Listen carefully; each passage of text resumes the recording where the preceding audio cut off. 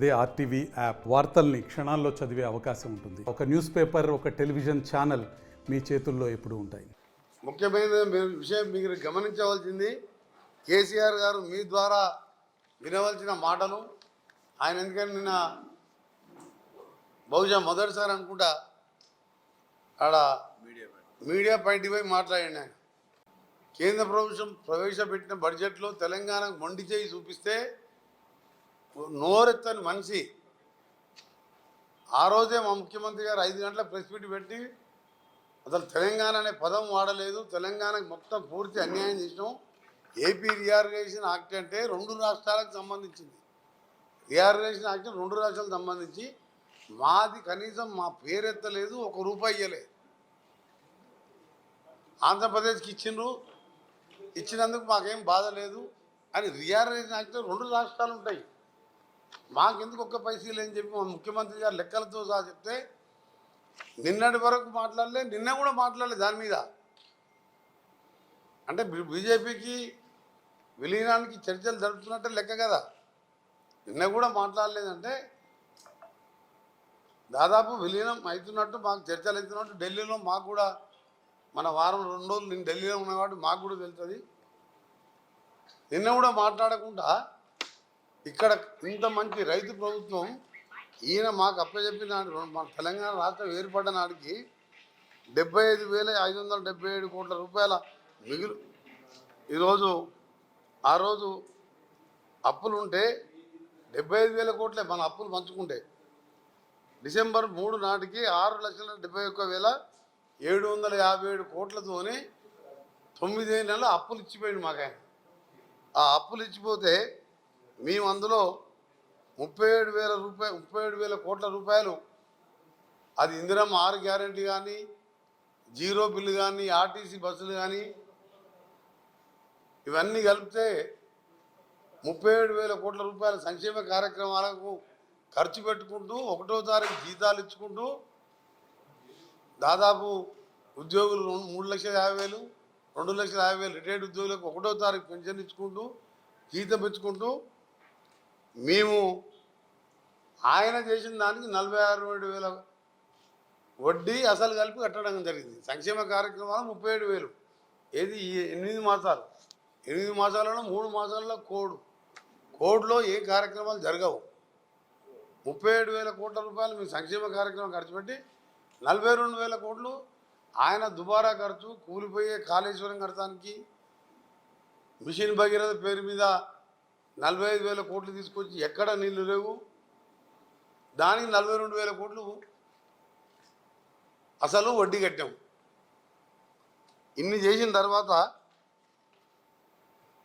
35,000 కోట్లు సంక్షేమ కార్యక్రమం ఖర్చు పెడితే కేసీఆర్ గారు 2 రోజుల కింద కేంద్రం రాష్ట్రానికి మొత్తం అన్యాయం చేసి 1 పైసా ఇవ్వలేదు కదా, తెలంగాణ అని పదం వాడకపోతే మన రాష్ట్రమే కాదు అందరూ కూడా అయ్యో పాపం అని చెప్పిన కొత్త రాష్ట్రం ఇది. 7 లక్షల కోట్లు కేసీఆర్ అప్పు చేసిపోయిండు. 1 స్కీమ్ ఇవ్వలేదు, 1 రోడ్ ఇవ్వలేదు, 1 ఆర్థిక సహాయం చేయలేదు, 1 బయ్యారం ఇవ్వలేదు, 1 కోచ్ ఫ్యాక్టరీ ఇవ్వలేదు, 1 పాలమూరు లిఫ్ట్ ఇవ్వలేదు, ఏది 1 రూపాయి ఇవ్వలే మాకు. ఇవాళ మా సొంత బడ్జెట్తో ఇంత మంచి బడ్జెట్ 72,000 నీటిపారుదల 20 అంటే 1,00,000 కోట్లు పెట్టినాం 3 లక్షల కోట్లల్లా. అంటే వ్యవసాయం మీద ఎంత ప్రేమ ఉందో ఈ ప్రభుత్వానికి.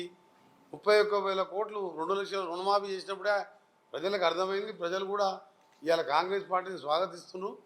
కానీ ఆ రోజు నోరెత్తని మనిషి నిన్న కాంగ్రెస్ అంట చీల్చి చెండాడుతాడంట. ఆయన నీ నిర్వాహకం పంచుకున్నప్పుడు రాష్ట్రం విడిపోయినప్పుడు 75,000 కోట్లు ఉండి మా పాలకు అప్పు, నువ్వు 6,75,000 కోట్లు అప్పు చేసినావు. ఎక్కడ పోయినాయి 6 లక్షల కోట్లు? ఒక ఎస్ఎల్బిసి పూర్తి సొరంగం పూర్తి చేసినావా, 1 డిండి పూర్తి చేసినావా, 1 పాలమూరు చేసినావా, 1 బ్రాహ్మణ వెల్లంలో చేసినావా, 1 ధర్మారెడ్డి కాలువ, పిల్లాయిపల్లి కాలువలు చేసినావా? ఏం చేసినావు అని 6 లక్షల కోట్లు మాయమైంది. మొత్తం దోపిడీ కోసం కాళేశ్వరం మీద 3 లిఫ్ట్ పెట్టి అవసరం లేకుండా 3 లిఫ్ట్ పెట్టినావు. అలా కూలిపోయే లిఫ్ట్ ఒక మీడియా గంట కూలిపోయింది. మిగిలిన 2 కూడా ఉంటాయని గ్యారంటీ ఇవ్వలేమని చెప్పి ఎన్డీఏసీ వాళ్ళు చెప్పారు. ఆయన చీల్చి చెండాడుతారంట.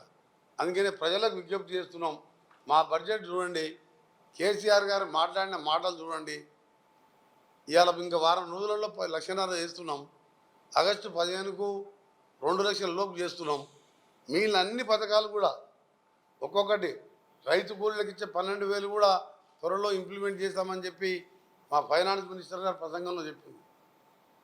అందుకనే కేసీఆర్ గారు 8 నెలలు ఇంట్లో పండుకొని మధ్యలో 2 సార్లు అసెంబ్లీ నడితే కూడా అసెంబ్లీకి రాకుండా నిన్న వచ్చి కాంగ్రెస్ చీల్చి చెన్నాడతా కాదు, ప్రజలు నిన్ను అసెంబ్లీ ఎన్నికలతో పాటు పార్లమెంట్ ఎన్నికల్లో చీల్చి చెండాడి 7 సీట్లలో డిపాజిట్ పోగొట్టి 9 సీట్లలో 3వ స్థానాన్ని పరిమితమై ఇంకా కూడా మాట్లాడుతున్నాం. అంటే కేసీఆర్ గారు, నీ స్థానంలో ఎవరున్నా, నేనున్నా, ఇంకొవరున్నా ఎప్పుడో రాజకీయాలు బంద్ చేసుకొని ఆ పార్టీని మూసేసుకొని శాశ్వతంగా రాజకీయాలకి విరమించుకోవాలి. నీకు వచ్చిన రిజల్టు నువ్వు అంత బ్రహ్మాండంగా పరిపాలించుంటే 10 ఏళ్ళ అధికారం ఉన్నావు, నువ్వు ఒక్క సీట్లో గెలవలేదు, 7 సీట్లలో డివైడ్ పోయినాక ఇవాళ మమ్మల్ని చీల్చి చెండాడుతామని మాట్లాడుతావు. నువ్వు మాట్లాడుతుంటారు పబ్లిక్ నిన్న టీవీలో. వ్యవసాయ రంగానికి ఎప్పుడైనా 72,000 కోట్లు పెట్టినాను. వ్యవసాయ రంగం అంటే ఒక లోన్లు మాఫీ చేయడం, ఒక రుణమాఫీ చేయడం, రైతు బందే కాదు, స్ప్రింక్లర్ ఇవ్వడం, డ్రిప్ ఇవ్వడం, రైతులకు సబ్సిడీల మీద ఇవ్వడం, ఇలాంటి ఎన్నో కార్యక్రమాలు తీసుకొస్తానికి మా ముఖ్యమంత్రి గారు, మా ఫైనాన్స్ మినిస్టర్ గారు, మా క్యాబినెట్ మినిస్టర్ అందరం కూర్చొని ఇలా రైతు బడ్జెట్ పెట్టాం. నిజంగా ఇలా ఒక దేశ చరిత్రలో ఒక చిన్న రాష్ట్రంలో ఒక వ్యవసాయ రంగానికి 1,00,000 కోట్లు ఖర్చు పెడుతున్నామంటే రైతులందరూ కూడా అర్థం చేసుకొని మమ్మల్ని ఆశీర్వదించాలని. తప్పకుండా కేసీఆర్ గారు ఇవాళ నిన్న మాట్లాడిన అహంకారమైన మాటలు చీల్చి చెండాడుతా అన్నాడు. ఒకటే దఫాలో 1,00,000 రూపాయలు ఎప్పుడన్నా వేసినావు ఆ కేసీఆర్? 1,00,000 రూపాయలు రుణమాఫీ అని 6 వాయిదా పద్ధతులు వేస్తే బ్యాంకు కూడా వడ్డీకే తీసుకుపోయారు. ఇలా 6,000 మంది రైతులు, ఇలా 11 లక్షల మంది రైతులకు ఒక్కోసారి 80, 90 లక్షల లోపు మంది మాఫీ అయినాయి. ఇంకా వారం రోజుల్లో 1,50,000. ఒక్కసారి 1,50,000, 2 లక్షలు ఎప్పుడన్నా రైతుకు చరిత్రలో గతంలో మన్మోహన్ సింగ్ మాఫీ చేసాను, సోనియా గాంధీ గారు, రాజశేఖర రెడ్డి గారు ముఖ్యమంత్రి. అందుకనే మా జిల్లాకు సంబంధించిన నీటిపారుదల ప్రాజెక్టు సొరంగం నుంచి మొదలు పెడితే బ్రాహ్మణ విలేయంలో కూడా 10 రోజులలో ట్రయల్లను చేస్తున్నాం. డిసెంబర్లో వరకు కూడా కాలువలు పూర్తి చేయడం, దాని తర్వాత సొరంగానికి మార్గానికి సంబంధించి కూడా అమెరికా నుంచి కూడా ఒక మిషన్ బేరింగ్ కూడా 10వ తారీఖు లోపు అక్కడి నుంచి బయలుదేరుతున్నది. అవసరం ఉంటే అమెరికాకు ముఖ్యమంత్రి గారి పర్యటనలో నేను కూడా ఆ కంపెనీని సందర్శించి ఇంకా పనులు వేగవంతం చేయాలని పోయే ఆలోచనలో ఉన్నాం. ఇంకా డిసైడ్ కాలేదు నా ప్రోగ్రాం. ఇక్కడ ప్రోగ్రామ్స్ని బట్టి, నా ప్రోగ్రామ్స్ బట్టి 7 బస్సుల సొరంగం పూర్తి చేస్తాం. 4 లక్షల ఎకరాలకు, ఎందుకంటే 1,00,000 బ్రాహ్మణ విలేయంలో కూడా సొరంగం లింక్ ఉంటుంది. సొరంగం ఎప్పుడు నీళ్ళు వస్తే గ్రావిటీ మీద మా బ్రాహ్మణ విలేయంలోకి ఎప్పుడు లిఫ్ట్ చేసుకొని ఆడ నుంచి కాలువల ద్వారా కట్టంగూరు, నల్గొండ మండలం, అటు మునుగోడు కొంచెం, అటు శాలిగవరం కొంచెం ఇస్తాం. దానికి ఇలా గ్రీన్ ఛానల్లో పెట్టి మన 100 కోట్ల రూపాయల డబ్బులు కూడా రిలీజ్ చేసినాం. ఇవాళ 10 ఏళ్ళు 10 ఉండి నల్గొండ జిల్లాను మర్చిపోయినాం, నల్గొండని మర్చిపోయినాం, కాళేశ్వరం కూడా మొదలుపెట్టిన పాలమూరుని మర్చిపోయినాం, ఖమ్మంని మర్చిపోయినాం. అందుకనే ఇవాళ ప్రజలు ఆ తీర్పిచ్చును. నువ్వు అందుకనే నిన్న మాట్లాడిన మాటలు చీల్చి చెన్నాడుతా ఇవన్నీ 1వ తారీఖు ఉద్యోగులకు జీతాలు ఇవ్వలేని చేతగాని వారికి నువ్వు పెన్షనర్స్ 35 ఏళ్ళు సర్వీస్ చేస్తే 25వ తారీఖు వరకు పెన్షన్లు ఇచ్చే చేత కాదు, నువ్వు మమ్మల్ని చీల్చి చెన్నాడుతావా? మండనే కదా, నెల రోజుల కిందనే కదా పార్లమెంట్ ఎన్నికల్లో నీ పార్టీని బొందబెట్టింది ప్రజలు. మర్చిపోయినావు? అప్పుడే 16 సీట్లలో బొందబెట్టినాం, 1 సీటా ఎంఐఎం వదిలిపెడదాం.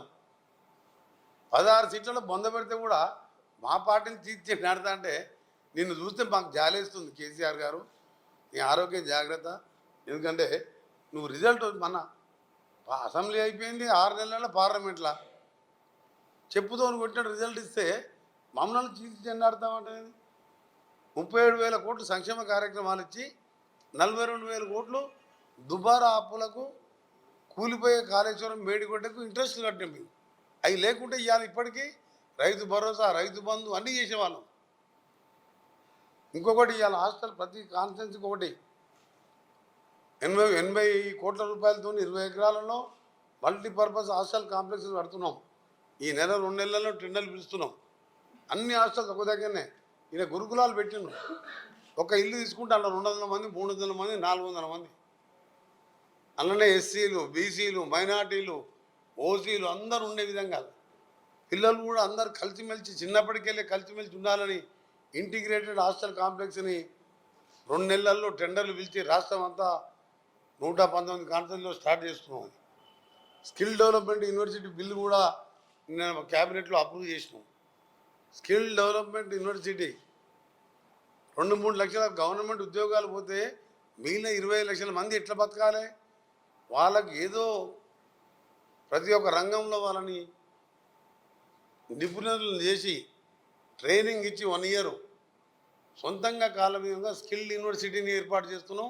దానికి మొట్టమొదటి సంవత్సరం 100 కోట్ల బడ్జెట్ పెట్టాం. ఐబిఎస్ ఇండియన్ బిజినెస్ స్కూల్ మోడల్లో పెడుతున్నాం. అది ఇంజనీరింగ్ కాలేజీలో ఉన్న పిల్లలకు చదువుకుంటప్పుడే ఇలా ట్రైనింగ్ ఇస్తాం. అసలు ఇలాంటి ఆలోచన రైతులకు కానీ యువకులకు కానీ స్కిల్నెస్ నేర్పించి ఎప్పుడైనా ఆలోచన మీకు వచ్చిందా? ఇంత మంచి ఆలోచన చేసే ప్రభుత్వాన్ని హర్షించేది పోయి డిపాజిట్లు పోగొట్టుకొని సిగ్గు లేకుండా ఈరోజు నువ్వు మమ్మల్ని తేల్చి చెండాడుతా అంటున్నావు. నిన్ను తేల్చి చెండాడి నీ పార్టీని మొదలుపెట్టినరు. నువ్వు రాజకీయాన్ని మానుకుంటే మంచిది. మా ఎమ్మెల్యే గారు చెప్తారు. మనకి 100% అవుతుంది. చర్చలు నడుస్తున్నాయి. మా క్లియర్ కట్ సోర్స్ లేదే. నేను కానీ ముఖ్యమంత్రి గారు ఏది పడితే అది మాట్లాడాం కదా. మా చర్చలు తెలుసు కదా. అంత ఘోరంగా బడ్జెట్ పెడితే ముఖ్యమంత్రి గారు వెంటనే బడ్జెట్ అయిపోగానే 5 గంటలు ప్రెస్ మీట్ పెట్టిను. నేను ఢిల్లీలోనే ఉన్నా. అంత ఘోరమైన తెలంగాణకు అన్యాయం చేసి ఏపీ రియాక్ట్ 2 రాష్ట్రాలు. అది ఒక్క మాట ఇప్పటికి ఎందుకు ఖండించలేదు చెప్పాలి మీరు.